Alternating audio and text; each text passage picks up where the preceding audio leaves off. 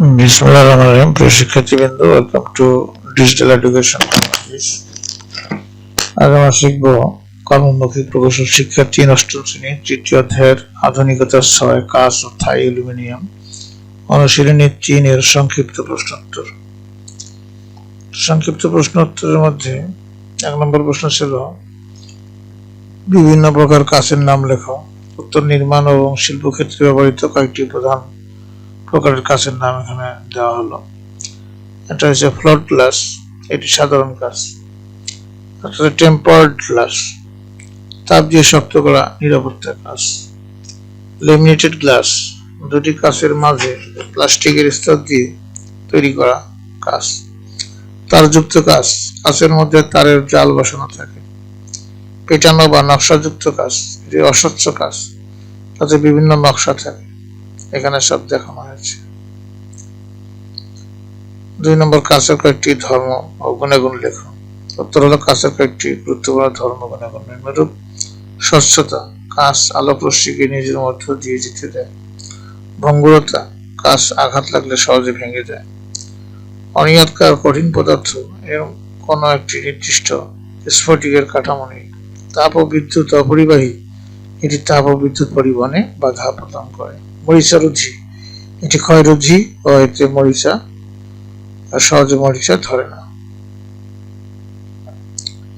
৩ নম্বর প্রশ্ন ছিল থাই অ্যালুমিনিয়ামের ব্যবহার লেখো। উত্তর হলো আধুনিক স্থাপত্য নির্মাণ কাজে থাই অ্যালুমিনিয়ামের প্রধান ব্যবহারগুলো হলো দরজা জানালা তৈরি, ভবন, অফিস, দোকানপাট, বাসা বাড়ির জন্য টেকসই এবং হালকা দরজা জানালা তৈরি করতে থাই ব্যবহার করা হয়।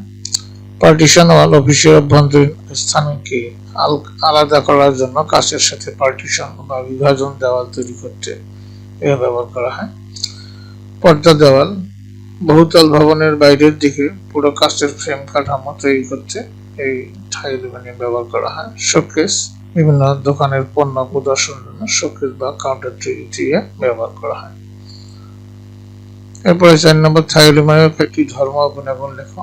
থাই অ্যালুমিনিয়ামের কয়েকটি প্রধান ধর্ম গুণাগুণ হলো হালকা ওজন, অ্যালুমিনিয়াম অত্যন্ত হালকা হওয়ায় এটিকে সহজে বহন এবং স্থাপন করা যায়। ক্ষয়রোধী, এর প্রকৃতির অক্সাইড স্তর একটি মরিচা বা ক্ষয় হওয়া থেকে রক্ষা করতে।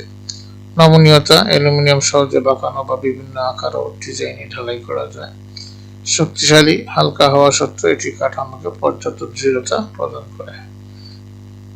আশা করি তোমরা বুঝতে পেরেছ। ৫ নম্বর ছিল কাঁচের ৪টি ব্যবহার লেখো। দৈনন্দিন জীবন এবং নির্মাণ কাজে কাঁচের ৪টি ব্যবহার নিচে দেওয়া হলো। এক হলো ভবন নির্মাণ, দরজা জানালা বহির্ভাগের কাঁচের দেওয়াল তৈরি করতে ব্যবহার করা হয়। পাত্র এবং সরঞ্জাম, বিভিন্ন খাবারের পাত্র, বোতল, গ্লাস, ল্যাবরেটরি যন্ত্রপাতি এবং বিকার, টেস্ট টিউব তৈরিতে ইহা ব্যবহার করা হয়। আলোকসজ্জা, বৈদ্যুতিক বাল্ব এবং টিউবলাইটের আবরণ তৈরিতে ব্যবহার করা হয়। নিরাপত্তা নকশা, আয়না এবং টেম্পারড বা লেমিনেটেড নিরাপত্তা কাঁচ তৈরিতে ইহা ব্যবহার করা হয়।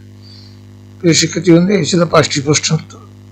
তোমরা প্রশ্নগুলো শিখবে, এগুলো পরীক্ষায় থাকবে। আশা করি তোমরা এগুলো বুঝতে পেরেছো এবং তোমাদের ধন্যবাদ জানিয়ে পরবর্তী ক্লাস ধরার আমন্ত্রণ জানিয়ে আজকে এখানে বিদায় নিচ্ছি। খোদা হাফেজ।